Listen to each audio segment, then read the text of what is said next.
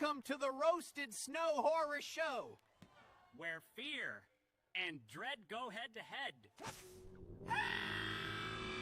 Welcome to the show, where the screams collide, where blood runs cold, and the shadows hide. Each week a fight, two films will clash. Last week's champ, will it burn to ash? The Roasted Snow Horror Show, where fear and gore will always flow. One film wins, one must go. The Roasted Snow Horror Show. Lights go down, the fight begins. Which nightmare takes the final win? You pick your side, we'll break it down. The Roasted Snow, the goriest showdown. and here are your hosts. Chris and Ryan! Welcome to the Roasted Snow Horror Show. I'm your host, Ryan Roasted. Everybody thinks my last name is Roasted. That guy, Chris Snow, Snowman, Sexual Tyrannosaurus, Viagra pill in the face. And we fucking threw ourselves for a loop this week because if you guys are listening and you see the title of this episode, we told you last week we weren't covering a movie this week because we didn't fucking think there was anything to cover. And then Snowman to the fucking rescue. He texts me. He texts me a Out of the screenshot blue. of. Completely Yeah. out of the blue. He's just like, should we see this? And it was Pinocchio Unstrung, and I had never heard of it.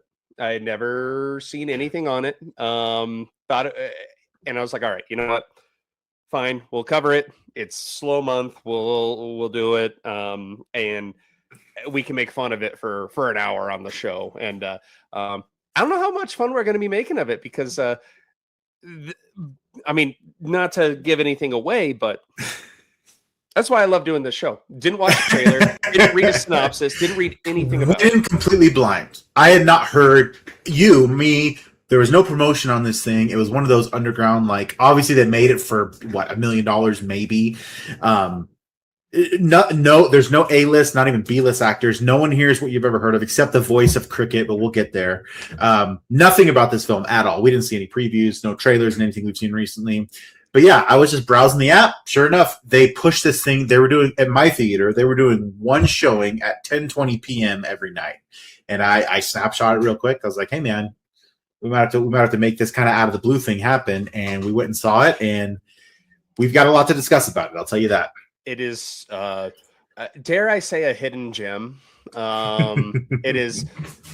It's, and I'll just say this: the last movie we covered was Evil Dead Burn. I would put the gore in this one right up there with Easily. Evil Dead Burn. Easily. And that surprised the hell out of me. But just Pinocchio in general, just from the Disney version to the guy in Shrek, like, I'm a real boy. Look, father, I made a puppet too. The Pinocchio story always creeped me out as a kid, even when it wasn't supposed to. I'm a real boy. Yeah. And like when they turn the kids into donkeys. It is much more terrifying now than it was. I mean, when we're kids, we're like, oh, it's whimsy and it's magical and it's, you better be a good boy or we'll send you to the island and you can't smoke cigars, otherwise we'll turn you into donkeys. Looking back on it now, there's a YouTuber named Heartthrob Anderson who does a breakdown of the film. It is absolutely terrifying. It is unhinged. I thought it was terrifying back in the day. The donkey scene traumatized me. And then, so I told my wife, I was like, okay, this is going to sound really stupid, but I'm going to go see a Pinocchio horror movie. And she goes, oh, is it going to be a companion piece to Whale Fall? Because that's exactly what that looks like, is the dude trying to survive in the whale's stomach. So I was like, there could be a crossover there. But again, walked into this one thinking, you know what? We haven't had one that we've just been able to rip to shreds recently. Like, this is prime for that. And then I'm fucking wearing what that. I thought too. You sent me, I gotta say, you sent me 4 gifts in a row after you saw it. 4 gifts in a row of just bananas. Bananas, all the bananas. And I knew exactly what you meant right when I saw it. I was like, oh, yeah. And so obviously, I didn't find out until watching the movie, as I'm sure you did too, that this is part of the Pooniverse, the twisted childhood so we've universe. got, Winnie the Pooh, Blood and Honey. We talked a little bit about these. I want to say in one of the prior episodes and some of the bad horror films, because initially with those Winnie the Pooh ones, Winnie the Pooh, Blood and Honey, they did a Bambi one. They're like fucking horrible, dude. They're terrible, and they're supposed to be, right? They're not trying to reinvent the wheel or anything like that. But they're kind of, I would say, with this film, they're starting to get their feet under them, and they're starting to really understand, like, hey, you know what? It can be silly, and it's based on these obviously children's IPs. But if you do it correctly, as Pinocchio has done, I mean, you can make a genuinely good horror film. Like, once I started to realize that it was, because there's a scene in this where a dude's listening to a song from Winnie the Pooh, Blood and Honey, and I've only seen bits and pieces of those. I saw a bit of Bambi. I've never been interested in this because it's always I think it's straight to video, straight to streaming. It's I'm not gonna waste 2 hours of my life watching these. So. And again, just on the outset, even not thinking that this was part of that. Like, I remember seeing the old DVD at Blockbuster and Hollywood Video. I just aged myself, man. but The there was golden age. the picture, they would have the straight to DVD. I think it was called Pinocchio's Revenge, and it Saw was just that, like, by the way. Saw it. My buddy had a copy of it back in elementary school, and he let me borrow it. so I've never seen it, but I thought it was going to be something like that. But again, didn't read the plot, so I didn't know if it was like, oh, is this a period piece back when Pinocchio was that? Pleasantly surprised. That's not to say it was perfect or anything, but when expectations are super low and I mean, I walked into my theater. It was a 10:25 showing on a Thursday night, and the theater was half full. And I was just like, I walked in, I was like, the fuck? There's a lot of us sickos like you and me out there, man. I know. People I'm want like, good horror. yeah. And just like, yeah, watch half the movie like that because there's fucking gore on this. I said it before, man. You listener, Ryan has put it out into the world that he doesn't like scalping. Like, that's the one thing that really does it for him, that makes him just cover his eyes. You can't see it. And I will just say this: in the last 4 weeks of movies we've talked about, movies we've watched, there's been more a lot of hair loss. There's been a lot of hair loss. And I think of you every time, buddy. Well, and I'm sure Ice Cream Man will have some. Like, we got a ton probably coming. This one just, I was like, hey, it's rated R. There's probably be some gore. Watching the trailer, I watched the trailer after the fact, and I'm so glad I didn't watch it before the movie, because I wouldn't have been surprised. It would have just, it hit. It's why I love doing the show, because you get to see these movies that I would never have gone to this movie. Never. No. Even if I saw it on my own and wasn't like, no, I'm not going to fucking waste my time on that. Because you really have to make for this one, you really have to make an attempt, because similar to your theater, my theater was only showing it at 10:20 p.m. So it's like, if I go and see this, the movie itself's not going to start playing until about 10:45, 10:50. It means I'm not going to get home till 1 a.m. So it's really an endeavor, and you really have to commit to doing it. I'm really glad we did. I was so hyped walking out of the theater. I was like, I saw it last Thursday night. We're recording this on Monday night. I wanted to talk about it that night. That's how much I wanted to. But I knew Chris hadn't seen it. I'd sent my bananas. But yeah, the only downside that I have for this movie is that I believe it's only an hour and 23 minutes. It is very short. It is a short movie. It's like barely on the cusp of being a feature. Yeah. But once it starts, the pacing is like, it's breakneck. Go. So basically, spoiler free on this one. It is a more modern take on the Pinocchio story. It follows a little boy named James. He unfortunately has lost his parents, and he has recently lost one of his friends. His grandfather, uncle, it's grandfather. Right? Grandfather, Geppetto. Yeah, his grandfather's Geppetto, which is played by what's his name? Richard Blake, I think is his name. Yeah, who is the fucking Night King in Game of Thrones. Yep. He is one of the clowns in 31. He was in 3 from Hell. He's done a lot of horror stuff, but I always go to him as the Night King. Doesn't say a fucking word, but he's got that main face, villain, man, in Game of Thrones. He decides that he's going to make a friend for his grandson James, and that's kind of where the Pinocchio thing gets going. What's really cool about this, and I think they're showing it at every showing, hopefully they do it when it gets to streaming too, but during the credits, they show that every aspect of the puppet was made practically. they And boy, do they do a good job with it. it's creepy really looking. offsetting. The voice acting is great on it. It's like this really innocent, like, "Hi James, I want to be your friend." It's just, it was kind of like a featurette like they did at the end of Good Boy when I saw it, was showing how they made it with the dog. Yeah. There's some stop motion in this. There's What's really the only CGI they used in the whole thing was for the cricket. which I thought the CGI on that was horrible, and I was like ready to turn it off, and then I was like, wait a minute, that voice. That's what showed like, oh, they don't have a full budget for this film, right? They're not spending $20 million on this. They're probably spending $1 to $2 million because the cricket CGI does kind of take you out of it, but it works. And the plot basically turns into like a Megan, where it's because James and Pinocchio are, they're boys, they hit it off, but Pinocchio's main goal in life is to protect James, and in the process he wants to become a real boy, and your horror minds can go kind of to where that might go. We'll get into a lot more in the spoiler version, but anything else you want to discuss in the spoiler free portion of it? No, man, you hit the nail on the head. I mean, I think when things get going, they get going. It's a modern day tale. All the beats are there. It's very similar to Megan. You made a perfect example there. Lots to talk about as we get into it, though. So without further ado, please, if you have not seen it, do not watch a trailer. Just hopefully your theater's still showing it. If it'll not, come to streaming very quickly. I feel like probably will. It's 2 week cinema, and then we'll put it on video on demand. Yeah, and I don't know if it was a wide release or a limited release. I mean, I feel like our theaters don't get a ton of limited releases. So, yeah.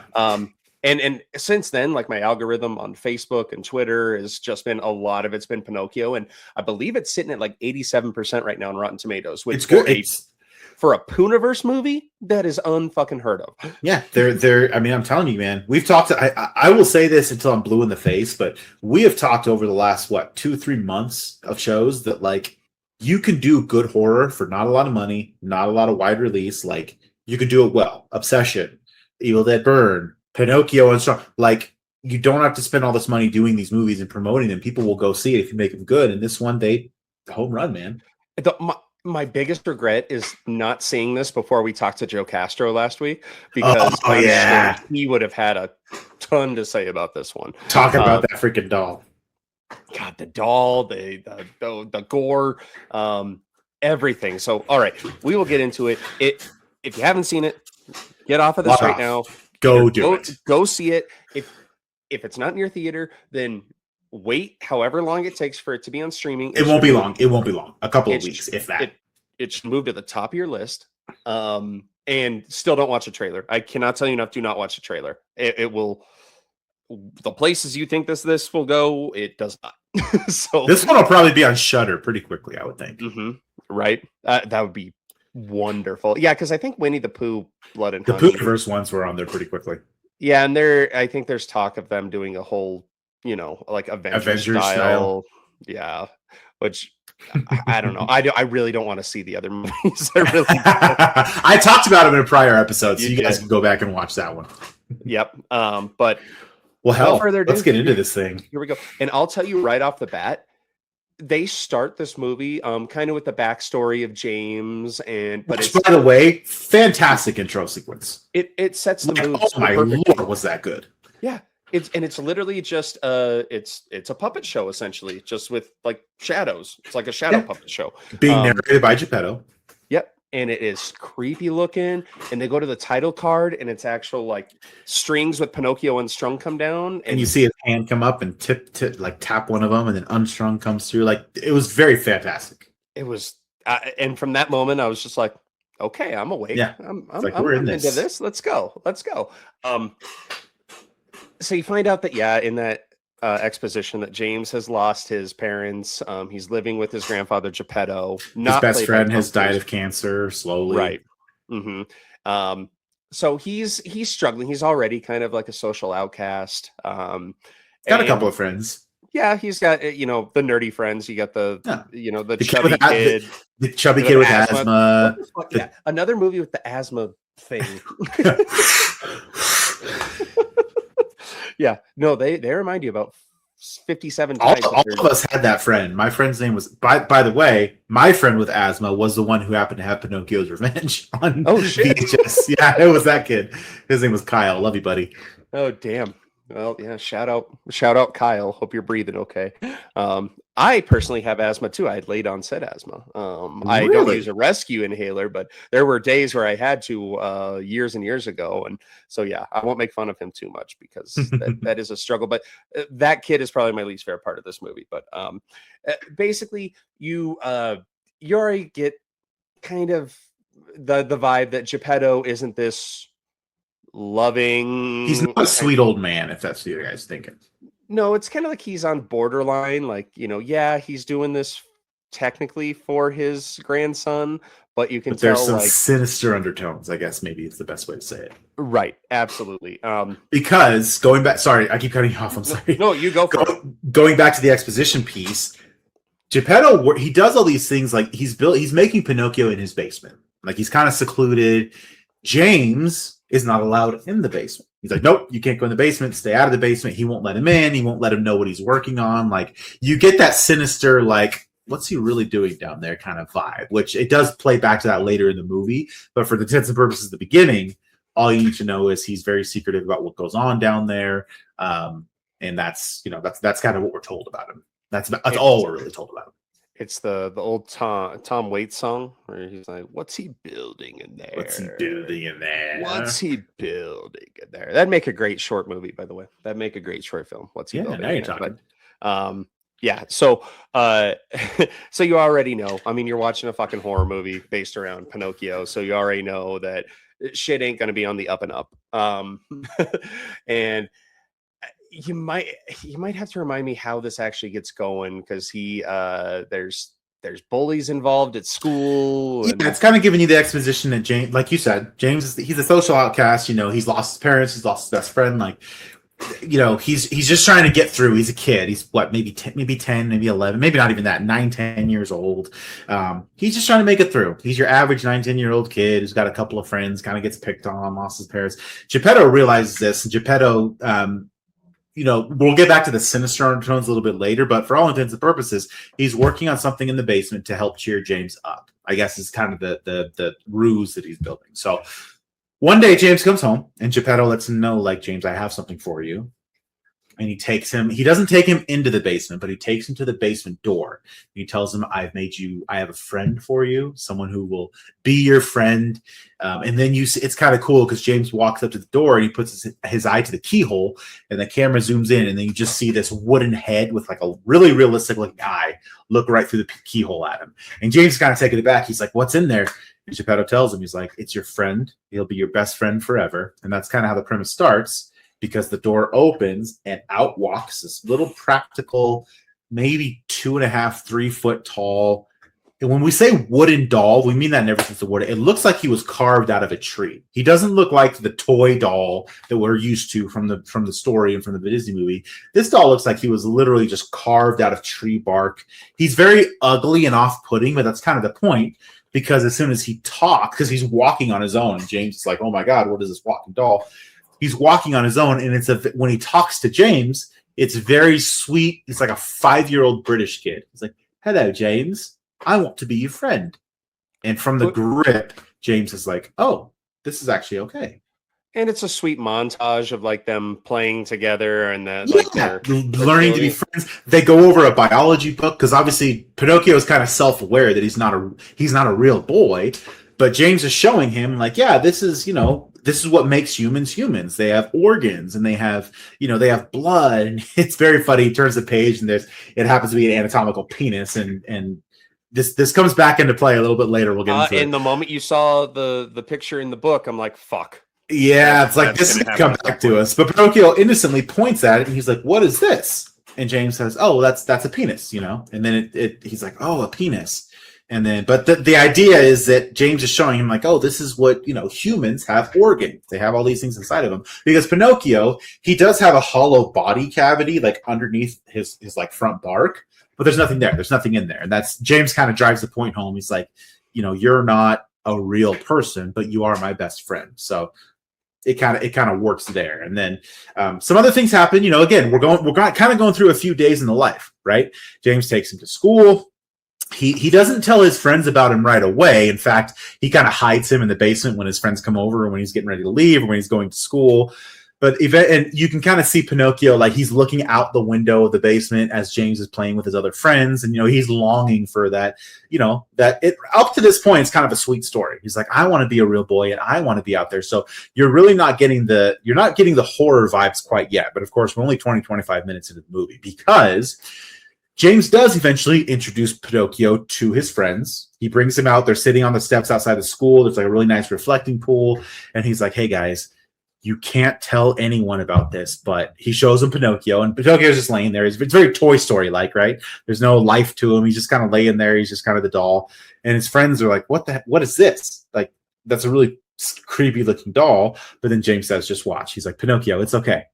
And then Pinocchio blinks and he comes alive. And again, the way they made this prosthetic, like his face is very emotive, and he wakes up and he says hi to his friends, and they're creeped out. But ultimately they're like, this is the coolest thing we've ever seen.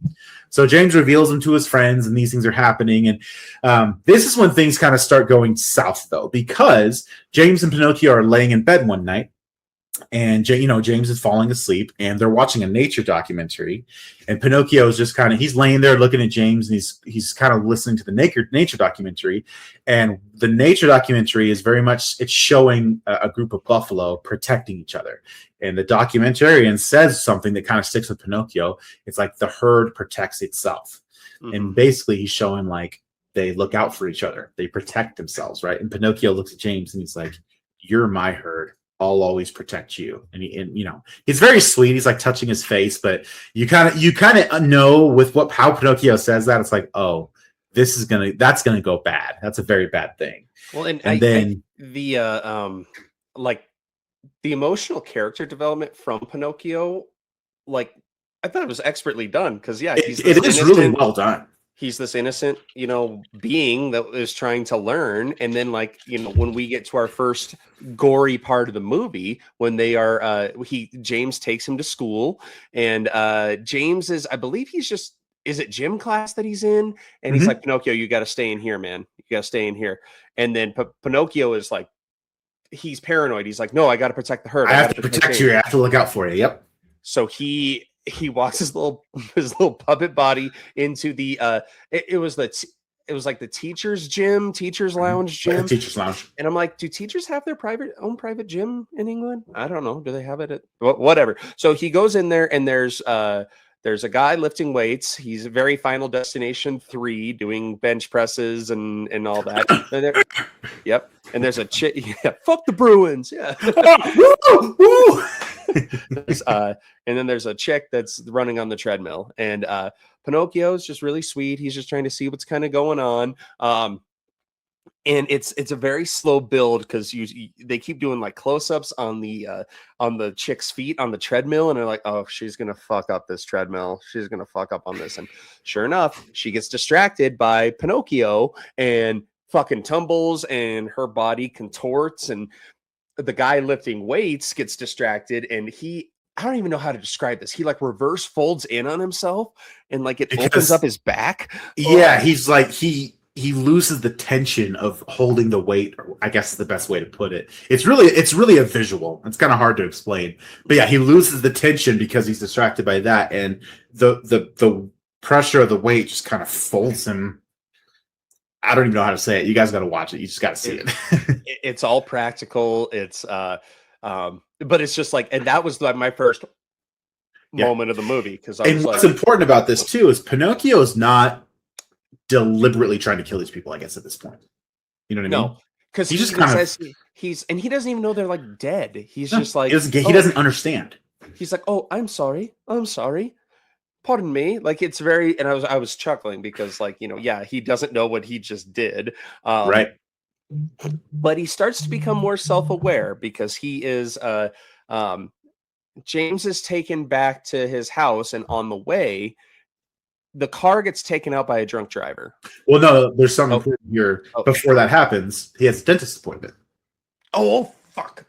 And by the way, I will say this is the most brutal removal of a tooth I've ever seen. Oh, dude. But I think it's supposed to be that way. James has a dentist appointment with a dentist who's trying to help him, right? But Pinocchio's he's in his backpack, and he peeks his head out, and he sees the dentist give James a shot in the mouth, use the saw to kind of drill around the tooth, and then take the pliers and pull and this is the most brutal removal of a tooth I've ever seen, but it's supposed to be that way because the camera shows the view from inside James' mouth, and it shows the pliers just grip one of his front teeth and just pull it out. And it's not a clean extraction. Like, it's bloody and it's gross, like, because it's supposed to be. And Pinocchio sees this dentist hurting James, and he doesn't say anything, but he just kind of creeps back into the backpack like, you're hurting James, and I'm going to remember that. You're on the list. You're on the list, bitch. And just side note about dentistry in horror movies, that's another one of my, and I'm really nervous for Insidious because it all revolves around a dental hygienist. It's funny because I'm having dentistry done right now. If you see right here. Yeah, hoof. Yeah. Mm-hmm. That's a crown. It's a temporary crown. I get a permanent one put on August 6th. Okay, well, I think that's right around when Insidious comes out. So, side note, dentistry. So I can't wait for that because it's that's what I love when horror movies do, because that's something that everybody can relate to. Nobody in their right mind likes going to the dentist. Some people are like terrified of it. It's the worst. And like every time I hear that drill going, I can smell it. Like, yeah, from dental work that I've had done, that everybody's had done, it's just. So yeah, I'm squirming in my seat on that one. Yeah, you're right, because I believe the car ride is from the dentist. From the dentist's home, because James is in the back seat. He's kind of rubbing his mouth, like, oh, it hurts. And what ultimately causes the accident is the driver. Pinocchio he's sitting next to James, lifeless. But then he turns to James and he's like, "Are you okay?" And James looks at him and he says, "Yeah." And the driver notices in the rearview mirror that this doll is talking to the kid, and he turns around like that, and right when he does that, a driver runs a red light and nails the car that all three of them are in. So they end up in the hospital. Geppetto gets there. Is the gore turned up? Right, it's about to happen. Yep. Right now we are in the middle of breakneck pace. Because you hear Pinocchio is aware that James is hurt, and like, this driver that hit their car, it's his fault. He hurt James, and you hear from one of the nursing staff, and he's just like, "Oh yeah, the guy responsible." He's talking to another doctor, and Pinocchio's listening. He's like, "Oh yeah, he's in this room over here." So Pinocchio, of course, he hitches a ride on a medical cart and starts going. And I can only imagine what was going through this fucking guy's, because he can't move. I can't remember if they say he's paralyzed or if he's kind of sedated. Mm-hmm. Yeah, like he's under painkillers. His left leg his bottom extremities are messed up. His left leg is super messed up.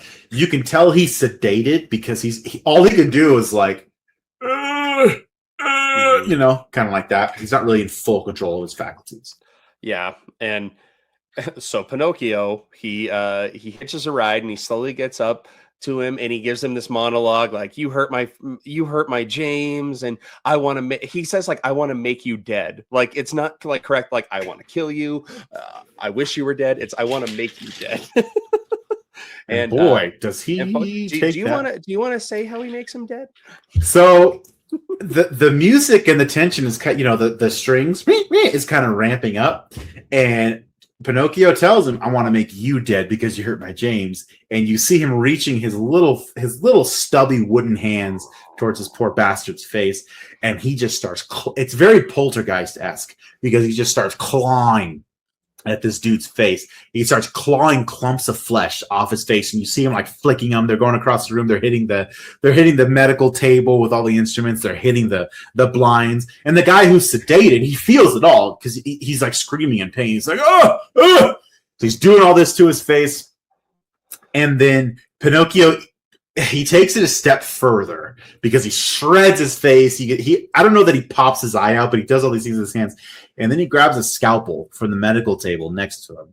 And he's like, I'm going to make you dead. And then he stabs him right here in the sternum and just runs the scalpel all the way down his chest. And he grabs it. It's like Superman opening up his shirt and revealing the S. Pinocchio grabs the flesh and just pulls it apart slowly, revealing this poor bastard's his sternum and his ribs, and he grabs his sternum bone and just rips it up. And the poor bastard's still alive. He's just like, ah! And he rips it up. And Pinocchio, remember, we told you guys earlier that he looked at the anatomy book and he understands what makes people human. They have these organs. They have all these things inside of them. So Pinocchio, he opens up his chest plate, just like he just opened up this guy's chest plate. And he's like, I'm going to be real now, too. And he just starts grabbing this poor bastard's organs and ripping them out and sticking them inside his own hollow body. So he grabs his intestines and he grabs his bowels and this poor guy's still alive and he's screaming. Finally, you see Pinocchio grab his pink heart and just rip it out of his chest. And he puts that inside his chest and closes his chest plate. It's like, I'm going to be real now, too. In this scene, I was actually relieved.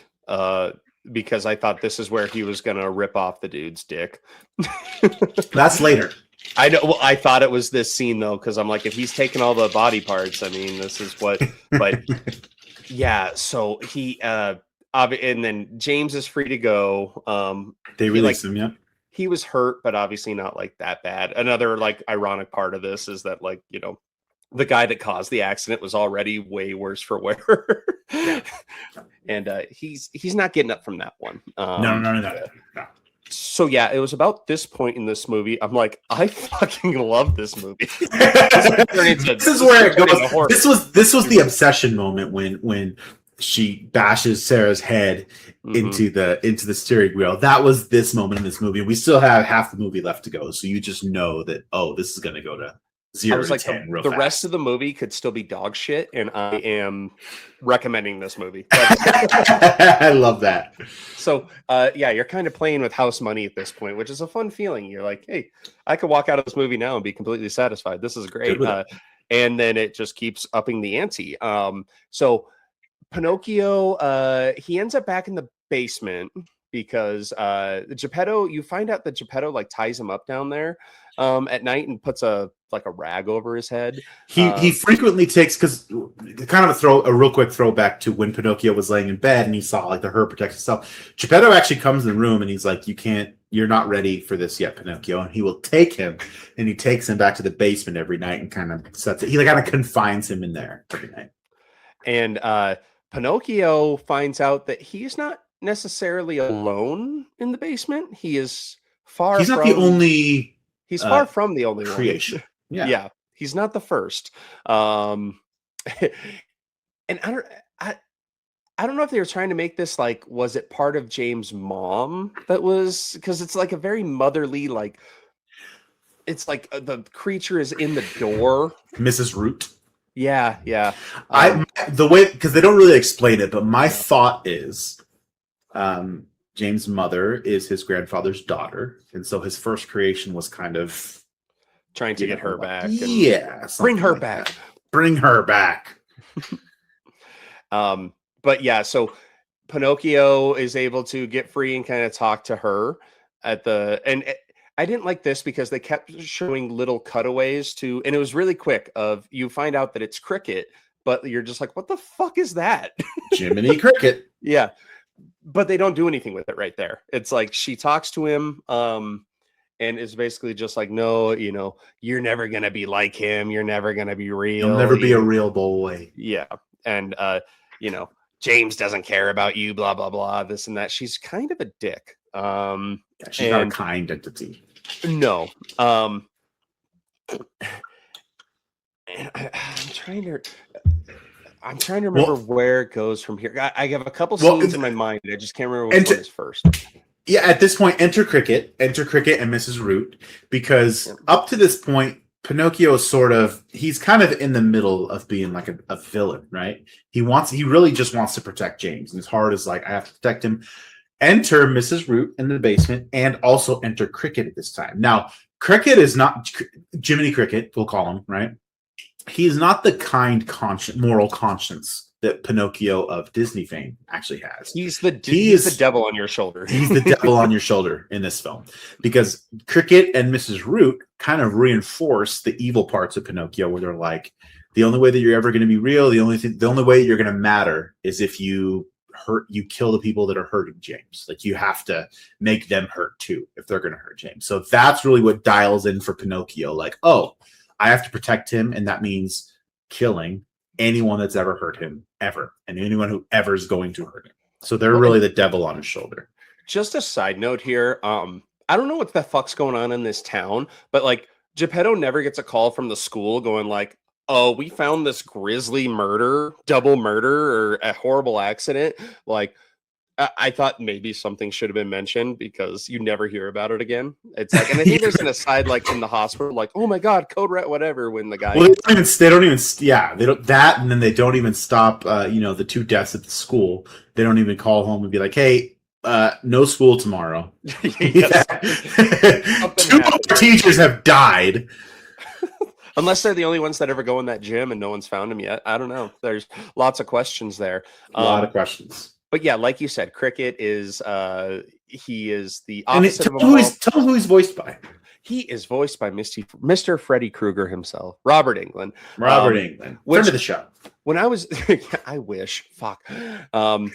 And the face of Cricket kind of looks like Freddy Krueger, especially when you start hearing the voice. Because again, they don't show the actors in the opening credits. So like, if I had seen Robert Englund, I'd be like, holy shit, that's great. It's very Star Wars like. It's just like, here's the exposition, let's go right in. Mm-hmm. And of course, like he does full on Freddy Krueger. He does manipulate his voice a little bit to kind of sound like Jiminy Cricket. Like, if he wanted to be nice, it'd be that very like fatherly, soothing voice. Yeah. He's just like, let's go get that bitch. And I believe, if I'm correct, the first bitch they go get is at the dentist office. Indeed it is. He's like, you hurt James today. I gotta get back to you. And boy, does this one look like it hurt. Yeah. Basically, it's your typical horror movie setup. The dentist is there late at night, trying to pack up for the night. Pinocchio and Cricket, they tag team this, and they use the gas to kind of get her subdued. And then what's a delicate way to put this? Strap her into the chair. Yeah. Pinocchio has the dentist tools next to him. And goes like, you hurt James, so I'm gonna hurt you, and just fucking bashes the fuck out of her teeth. Well, first he stabs her in the eye. Eye with the Novocaine. Yeah. Mm-hmm. Yep. And it goes. It doesn't go in her eyeball. It's like a lobotomy. It goes up above her eye into her cranium. Mm-hmm. And it's all swollen. You can see her. It's all swollen, but she's still conscious. She's like, And then he puts, the smile mask, right? The plastic one that opens your mouth like that. And then Cricket says, make sure it hurts, Pinocchio. And he picks up the tool and he just bashes the hell out of her exposed teeth, knocks them all to the ground. Mm-hmm. And this is pretty sick because, again, Pinocchio wants to be a real boy. So naturally, he picks up those teeth and sticks them in his own mouth to give himself a smile. Which, if you didn't think this doll could look any more demented, that's a way to do it. Oh boy, because he doesn't get enough teeth. He has like a tooth right here, and there's one over here. It's demented, man. I can't remember if I assume she dies. I can't remember if they show her dying. I can't imagine she lived through that. Maybe. And not Geppetto. Cricket does a bunch of one-liners, just like, oh, she's gonna be drinking through a straw for a while, or something, shit like that. He does a lot of little one-liners with this. And then you find out, you had found out earlier in the movie that James is bullied by this group of just no good kids, ne'er-do-wells, punk kids. Yeah. There's, I believe, there's 2 dudes and 2 chicks in this group. And they are, I believe, they broke into the school at the pool. Mm-hmm. Or is it a pool? One girl decides to go for a swim. Yep. And one gentleman decides to smoke some pot while he has his headphones on, so he can't necessarily hear anything that's happening. And this is where you find out that it is in the Pooniverse because he is listening to a song from, and it's right there. It's like, it's like a big ass iPod, and it has like the big, maybe it's just his phone. I don't fucking know, but it has like, this is from Winnie the Pooh, Blood and Honey. And you're like, oh shit, okay, I guess this is part of that universe, or if it's just a weird nod at it. And I didn't know someone. Well, I'll let you talk about it. Because Pinocchio does. I mean, well, let me start it off. Let me tee it up for you here. Set the stage. Let me set the stage. Pinocchio he's been told and he's been put in this. It's at night, right? He's making all this happen in sequence. So after he hurts the dentist, he makes his way to where they are, and he gets his hands on a sledgehammer.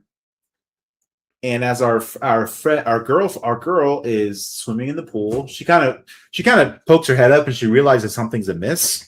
But Mr. Gentleman over there with his headphones on, smoking pot, the music's blaring, he can't hear anything. And she goes to the side of the pool and she just peeks her head up like something's not right. And the camera cuts to Pinocchio, and he's in a full spin. Imagine a ballerina on ice. He's in a full spin with the sledgehammer, fully extended, just woo, woo, woo, woo. And he nails her right here in the side of the head. Now, for the next I would say it's probably the next 60, maybe 120 seconds. This poor girl, number one, she takes it like a champ, but it completely mutilates her face. And I'm telling you, it's a jaw-dropping scene. It's a jaw-dropping scene. You guys remember, I was thinking of Primate. Yep. Mm-hmm. I mean, it knocks her jaw almost off her body. Her teeth and her tongue are just like exposed and hanging out. She's like, but she handles it pretty well because she still has a sense of herself, and she's looking around like, oh my God, what is happening? And she's in the middle of the pool, her jaw's hanging off, all this crap. And Pinocchio is not done with her. He jumps in the pool to attack her some more. She puts her hand out like she's going to climb out, and then he hits her arm with the sledgehammer and just completely breaks it in half. The bone is popped. I mean, this is where we're going from like, oh, this is like a semi-gory movie to like, oh my God, we're watching. I didn't think it was semi-gory at all up until this point. I thought it was gory as fuck. Yeah. And then they're like, wait a minute, hold my beer. Like, let's hold my beer, let's ramp it up. And boy, we're not done yet. No. Because Mr. Cricket, well, I'll let you take it from here. I'm trying to remember exactly everything that happens here. Well, first he's just beating the hell out of her in the pool after he's hit her in the face. He's broke her arm. He jumps in the pool and he's scratching the shit out of her. And Cricket is like, wait for me, Pinocchio. And he flies over and he unplugs some lights in the extension cord. And you see him lifting up the extension cord. And he's flying over to the middle of the pool. He's like, watch this. It's going to be a shocker. And sure enough, he drops that extension cord right there in the pool where she's at. Electrocutes the hell out of her. All you see is her doing like this. And all of a sudden, just blood pools out from her body into the pool. Mm-hmm. It's like, boy, is it brutal. Awful way to go. Meanwhile, this is all happening in the background of our guy that's listening to the Winnie the Pooh. He's in his own Blood world. And Honey. He's high. He's got the music going. Well, and see, and my mind is going to this next scene. So I don't know if my mind just skipped over how he meets his end, but doesn't he like look up and see something, or I forget how he dies. You're spot on. You're spot on. Okay. Like he's listening to the music. He like looks up. I can't remember if it's Pinocchio or Cricket that's over him. But, it's Pinocchio, and his nose is getting longer because as he's killing people, he'll tell them things like, "I don't want to kill you, I don't want to hurt you, but this is for James." And every time Pinocchio lies, his nose gets a little bit longer. Mm-hmm. And he, how do I say this? He, I don't know. He uses his head. He's very nosy. I guess that's the best way to put it. He's very nosy. Yeah, he just fucking right fucking into him, and it had gone into my mind because you don't see him lie until like halfway through the movie, and I'm just like, oh, maybe they're just omitting that from this. It's not until Root and Cricket actually give him that moral. I'm calling it a moral center, but what I mean is like they're making him. It's like Adam and Eve eating the apple. It's like after you talk to him, now you know there's right and then there's wrong, and you're choosing wrong. Right, and you come to find out, I mean, you knew a little earlier. So there were 4 people that were hanging out by the pool. One of the couples had left. The girl is going to go shower, and her boyfriend is just fucking hanging out in the house or something. Just He's chilling. doing something. He's just fucking chilling. This This is where it gets a little crazy for you, Ryan. This is what I was thinking of you, buddy. in more than one way, not just the scalping part, but she is in the shower, and of course, you know, you got to have that shower scene in these B movies, you know. Great ass. Great yeah. ass. Yeah. And they show you a lot, yeah. And basically, it's basically like the cat and mouse again. Like, you know, what's Pinocchio gonna do?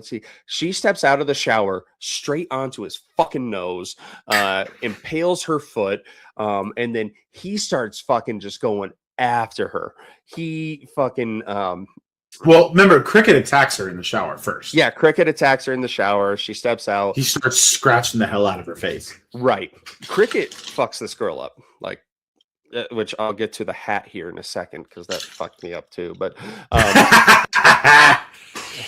I can't do anything with that part of the body either. I hate that. I actually don't. Why do I watch horror movies? I don't like anything. You must hate that scene in Final Destination 2 where the coroner's working. Nope, on the I guy with can't. the To this and he day, just I cannot watch pops that. it out. I cannot watch it. There's the scene in Game of Thrones where they're taking the Unsullied and it.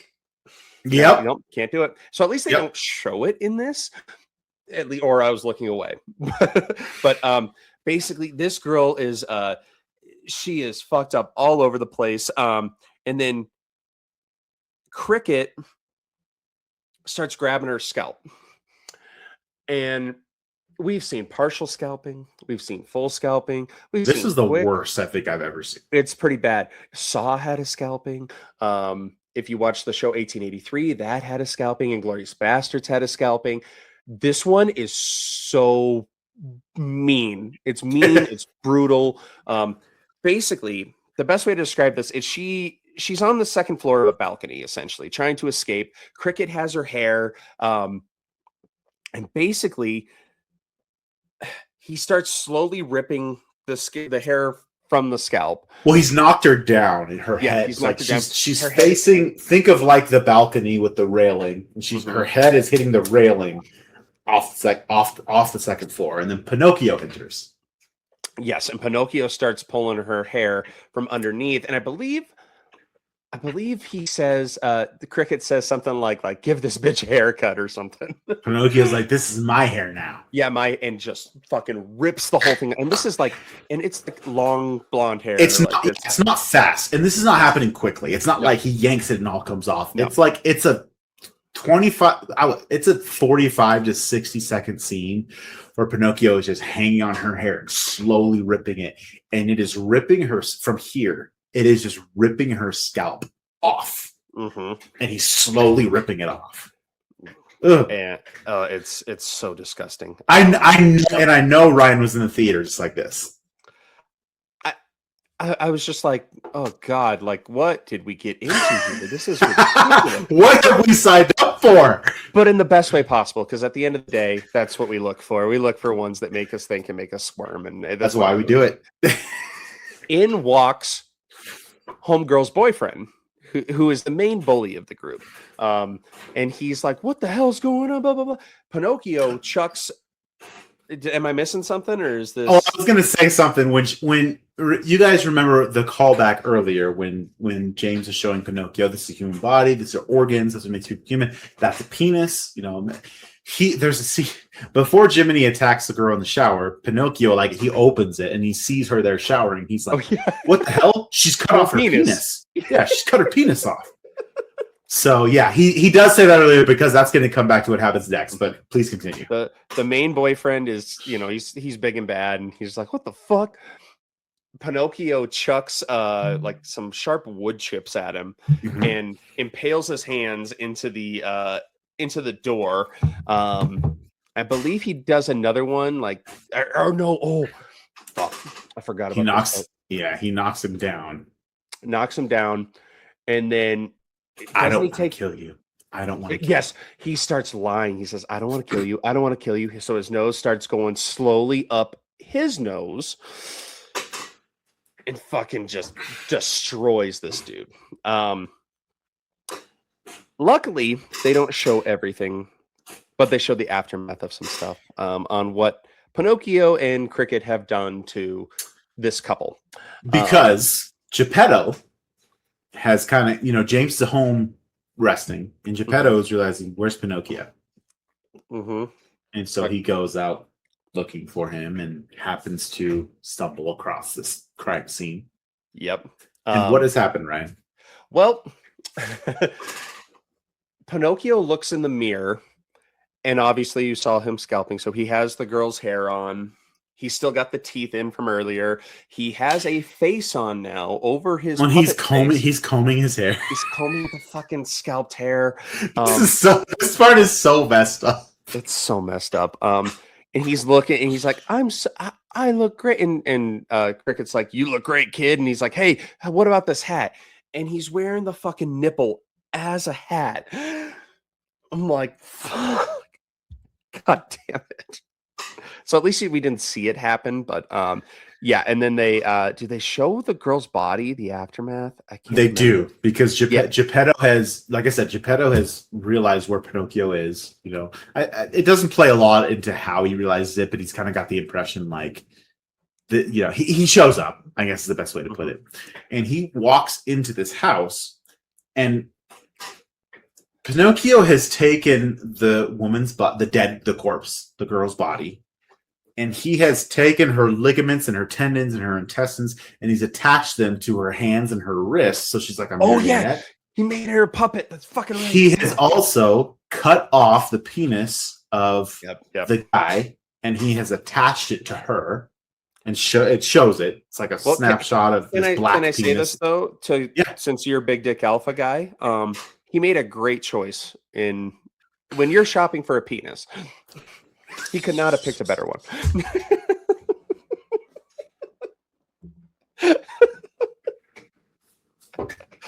For those out there, if you're shopping for a penis, take go a for look. The only black guy in the movie.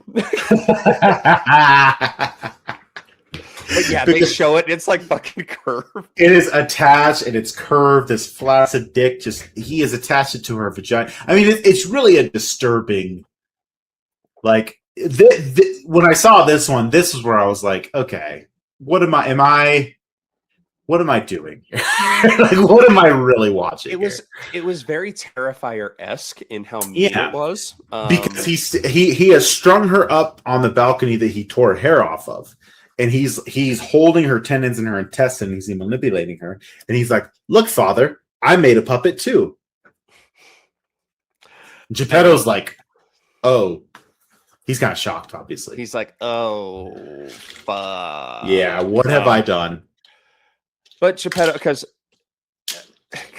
I mean, Pinocchio still sees Geppetto as his father. So he still does try to obey him. And this is where I thought it was neat, because you've just seen Pinocchio do all these horrible fucking things, but with the assistance of Cricket. He's done all these things in these really fucked up ways. But near the climax of the movie, he starts getting back into more of the hero arc. And like, you want to see him, like, I can't believe I was fucking rooting for him at the end here. But because as Geppetto brings him back to James, because James's friends have come by the house, like, are you okay? Checking on him. Pinocchio has made the choice. Pinocchio has taken a very Anakin Skywalker role here. Like, he's done evil things, but in his mind, he's like, this is the right thing to do. And not just the hair, not just the boobies, but the dicks too. But the dicks and the scalps too. I took them all. I hate them. But Geppetto brings Pinocchio back home again, where James is kind of hanging out with his friends, and he takes him back to the basement. He's like, "Oh my God, this is turning into something sinister." But this is where, to your point, you kind of start seeing, like, maybe it's not Pinocchio that's actually the real villain here, because what we come to find out is Geppetto's been doing some very sinister things. He's not only making these dolls that are able to come to life, but in all the things that he's doing, he's basically what's the best way to put it? He's taking the souls of people he's harvesting what makes someone human, a person, and putting them into a vessel but he does it in a sense where he essentially brainwashes them to wipe their memory, because earlier in the movie, before Pinocchio meets James, Geppetto is talking to him and goes, "And do you remember anything? Do you remember?" So you kind of had an idea from there. But like Geppetto goes on full defense murder spree here, because our He really homeboy snaps. like he grabs a shotgun. He's ready to kill Pinocchio, and James and his friends kind of step in, and they're just like, "No, you can't kill our friend." And you're just like, "Well, this guy just fucked up a lot of people," but okay. Because James and his friends don't know what Pinocchio has done at this point. Like, they're not sure that he's gone and murdered all these people. Yeah. So Geppetto, it becomes this chase scene, and Into the basement. Yep. And you see Fat Boy trying to escape, and he gets out like this really like crummy window or whatever, and you don't have half a second. He doesn't get to fucking breathe, and his fucking whole head gets taken off by this goddamn shotgun. Blood going everywhere. So they're like, "Holy fuck." You come to see that they have he has like this big tree in the basement that he's helping to harvest all these souls, and he's finally perfected it. That's obviously where Mrs. Root came from, and they don't really explain cricket. Like, he just made a little one from that was one gripe I had. I was like, I don't really understand Cricket's role. Yeah, where did he come from? Yeah, like, when you wish upon a star. But the chase scene happens. Pinocchio stands up to Geppetto, and it was just odd, because I'm just like, why the hell am I rooting for this guy that just fucking scalped this chick, cut off a dick, and made Cricket a fucking nipple hat? That's how batshit crazy. That's how bananas this movie is. It's insanity. Guess if you want to take it on, if Geppetto makes it out. Yeah. So we kind of come to understand that Pinocchio he's caught in the middle, right? He thinks he's doing the right thing by killing all these people because he doesn't know any better, and that's where you really get to the point of like, well, he's kind of been spoken to by Cricket and by Mrs. Root, like they've given him these evil desires and these evil intentions. But yeah, all these things have happened. Pinocchio is actually able. Geppetto chased him into the basement. He has a shotgun. He's going to kill him. He's like, this hasn't gone well. James and his friends start to see like, oh, Geppetto's actually a bad guy here. He's the one that's creating all these creatures. He's okay with this evil that's going on.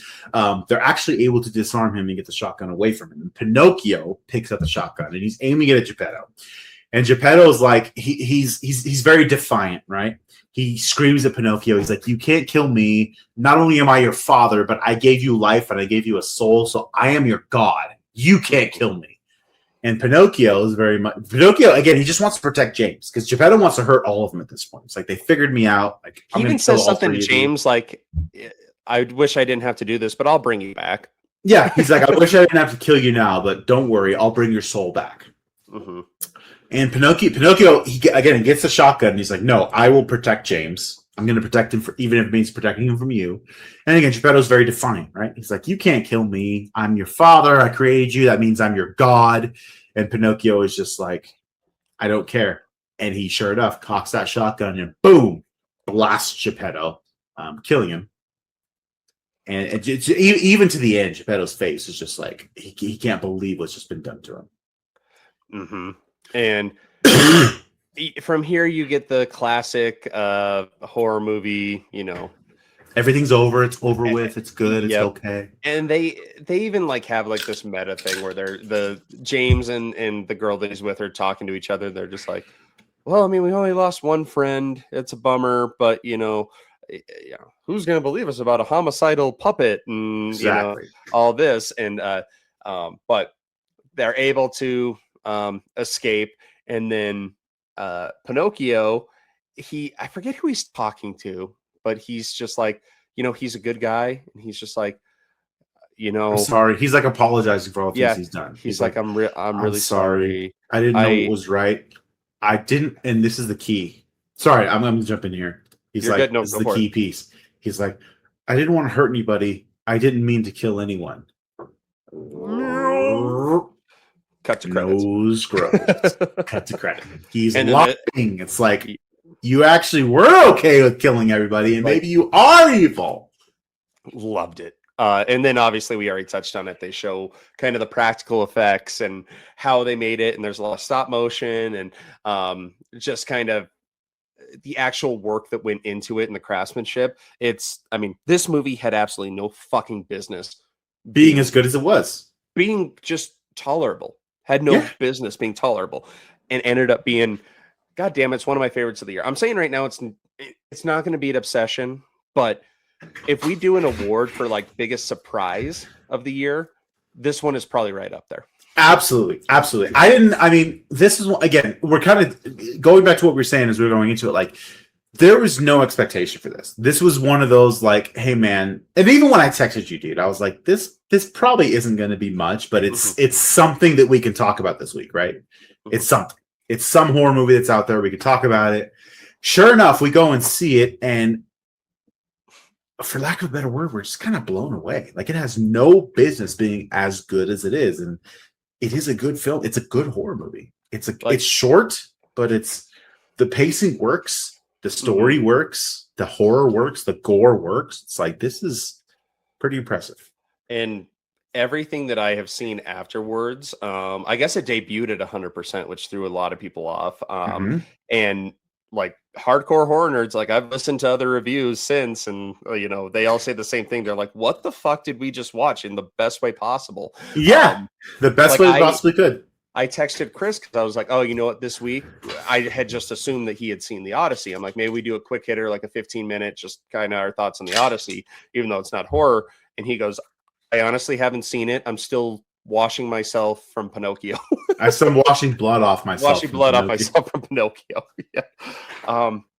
But that is Pinocchio Unstrung. Even the title screams B movie, but holy fuck. It is really, it's one I cannot wait to watch again. It is just, it's chef's kiss. Just it's everything about it works. It's not, is it a perfect movie? No. Is it a 10 out of 10? No. Is it going to beat Obsession? No. Let's put that out there now. But these are the kind of movies that we do this podcast for. Let's be honest. Like, this is the stuff that's like, it doesn't have a huge studio behind it. It's a B. It's not even a B movie. It's a C movie. It's like, we don't have any A-list talented except Robert Englund and the guy that plays the Night King, Robert Blake. Like, that's there. It has no business actually being something that people want to talk about and people want to recommend, and people are like, oh, yeah, I got to see that again. Nothing like that. But for all those things, man, like, this one, I left that theater being like, that's why we do this show. Those are the movies that I want to go to the theater and give money to see. Now, obviously, we're both A-list members, so we don't pay money to see. We don't pay for those. We pay $26 a month, and we see all the movies we want to. But this is why we do it. Like, this is why I signed up for A-list, because these are the movies that I want to go support and I want to go see. Yeah, and you never know what you have, and that was the whole premise of this show. Is, hey, we want to be as blind as possible. Now, that is never really possible to be 100% blind until this one. I can't remember if there's been another movie. I thought there was one we covered months ago that I saw nothing on it, but one that we both went blind on. Just absolutely incredible. Blind on Obsession. Let's be frank. Yeah, but we had seen trailers. And stuff. Passenger. Yeah. Yeah, even like little teasers. Like, I hadn't heard a lick of this. Yeah, the fact that it not only went to theaters, but yeah, I mean, guys, glowing recommendation. Can't say that enough. Any closing thoughts before we get to our recommendations that aren't Pinocchio? No, unless you're doing Pinocchio's Revenge. I'm not doing that one, but. Yeah, this is, again, the Pooniverse, for lack of a better word, has not been great up to now. Like, it's been literally C movies, and they're really leaning into the fact that it's like, hey, we don't have a budget. We're trying to make this silly thing based off of Winnie the Pooh and Bambi. Like, I get it. It's kind of, the gimmick is that it's funny. It's funny that they're doing it because these IPs are in the public domain now. Meaning, and what that means, if you guys aren't familiar, Disney no longer has like exclusive rights to these stories. That's why they can make Winnie the Pooh, Blood and Honey. That's why they make Pinocchio. Like, Disney's very protective over their IP, but these properties they're in the public domain. So anyone can make anything based on them anymore. They're not exclusively owned by Disney. So again, Blood and Honey, Bambi, it's like, yeah, the gimmick is that it's funny. We're going to kind of put a twist on these. This one is clearly like they put thought into the story. They put thought into the film that they really wanted to do. They really wanted to make a genuinely good horror movie and not just make it gimmicky and funny. And man, does it work. Like, again, I'll say it again. I said it 3 minutes ago, but these are the reasons why we do this podcast. Like, this is the stuff that I want to talk up. I want people to go see these things because, I mean, this is what movie making is all about, man. Put a new spin on something that people are familiar with. Yeah, I love it. And I know people are going to overlook this once it does go on streaming because they're going to be like, Pinocchio, fuck that. I'm not wasting my time with that. And I hope the word gets out enough to where, and I have seen a lot now where people are just like, people are blown away by this. And I hope it keeps getting that track, because if they can learn something from this on their next project, then maybe this really becomes something legitimate, because I never legitimized any of these movies until this one. Yeah. You write them off. It's just a gimmick. Yeah. And but holy shit, Pinocchio Unstrung. It was pretty unstrung. It was unhinged. Boy, was it great. What recommendation do you have tonight? Well, let's start with you. Curious what's going in your mind this week. Well, I did stick with the theme this week because it is a movie about a doll. Okay. And it is, ironically, I believe it's a PG-13 movie, and I have discussed it before on our Twist episode, on our PG-13 episode. But it is The Boy. And it is Lauren Cohen. Yep, Lauren Cohen, who is she's Walking Dead. I'm going to go deep cut here. Van Wilder, The Rise of Taj. Oh, geez, she was in that. I need to watch that movie again. God, that one's underrated. But this one, I also went into it not expecting much. It's basically about this woman who is hired to what she thinks is basically going to be like a house sitting, babysitting type gig for this older couple, their son Brahms. And come to find out, Brahms is a fucking doll. Now, it's your typical, for most of the movie, it's typical, like, what goes bump in the night? Brahms is in another room. What's going on with him? Very like Chucky-esque, like the original Child's Play, where you don't actually see him doing a lot. And then the twist, I didn't see it coming. Most people don't see it coming. Just watch The Boy, but you can fucking skip The Boy too. You do not need that. Yep. The Boy, I believe it's on Prime, maybe a couple other streaming services, but it's also a good starter horror movie if you're relatively new to the genre. It's not bloody, it's not gory, but it still gives you the chills a little bit, and it's a really good twist ending. But what do you got? Well done. So I texted you earlier this week, or maybe last week, about a special episode that we will definitely do as we get into August. But I have been Binks. No one can hear the scream. But I have been rewatching the Alien franchise, and Alien is unique and special to me in that it does both things very well. And what I mean by that is it does horror very well, and it also does action very well, particularly Aliens, which in my opinion is one of the best action horror movies ever made. Now, my recommendation is the most recent offering, and that is Alien Romulus. We will, and again, we're guys, foreshadowing, we will do a special episode about the Alien franchise. It's kind of near and dear to my heart. But Alien Romulus, the most recent offering, leans so heavily into a horror aspect, and it's directed by our boy Fed Alvarez, who did Don't Breathe. He did the Evil Dead remake in 2013. He has just been hitting home runs with everything that he does. This one, Alien Romulus, is so genuinely well done from a horror perspective, not an action perspective, but it's scary. It's very much a throwback to the original Alien, and that you have that claustrophobia and that there's you're helpless against these xenomorphs. All of this movie works. The pacing is perfect. The acting is great. It's younger actors, Kaylee Spaney. The actors are only maybe 20 to 23 because they're very young in the film. But everything about Alien Romulus, guys, is fantastic. I think it's one of the best entries in the Alien franchise. If I was going the top 3 films, Romulus would be one of the top 3 of all of them made. So this one takes place from in the timeline of Alien films. This takes place after Alien, but before Aliens. So it's very, very close to after the Sevastopol disaster. Sigourney Weaver is still frozen in space while this one actually happens. But the xenomorph has been discovered and has been experimented on a new base, and needless to say, things don't go very well. And our protagonist is actually our main protagonist and her friends are actually just a couple of kids who are on a mining colony wanting to escape that mining colony and go to a better place. And they find themselves on the space station where the experiments were taking place. And needless to say, they find themselves in a not so good situation. So I would recommend Alien Romulus. I think the climax of this film is one of the better ones that we've ever seen in a space movie. But if you guys haven't seen it, by all means, check it out. If you're Alien fans, you've probably already watched it. I would tell you to go back and watch it again because, man, is it good. Yeah, and I saw that one in theaters with our guy John. Yeah. And I got to go back and rewatch that one. So so good. There are a lot of movies in this franchise that we would have to talk about. We got Alien, Aliens, Alien 3, Alien Resurrection, Alien vs. Predator, Alien vs. Predator Requiem, Prometheus, Alien Covenant, and Alien Romulus. Did I get them all? You got them all, baby. Well done. Right. There we go. In chronological order, or I guess not. You did really in order good. of release. Yeah.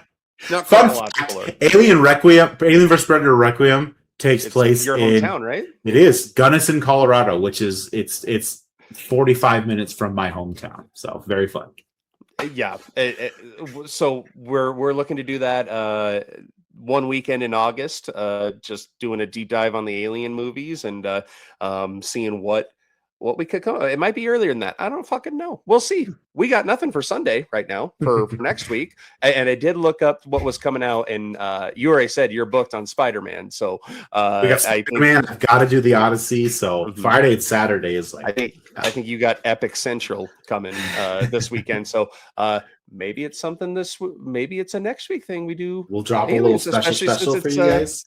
Especially since it's and it will be released in August. So it'll be our August Alien special. It is fresh of mind for you, so I can refresh myself on that. I'll be celebrating my 38th on Saturday as well. So bravo! You don't look a day over 36. Black don't crack, baby. And remember, if you're shopping for penis, stop. It's like Pinocchio jammed his face in my ass and started lying like crazy. All right, horror fans, thanks for listening to the Roasted Snow Horror Show. Hanging out with Chris and Ryan. Don't forget to follow us everywhere you haunt your feeds. TikTok, Instagram, YouTube, and all your favorite podcast apps. Stay spooky. And we'll see you next episode.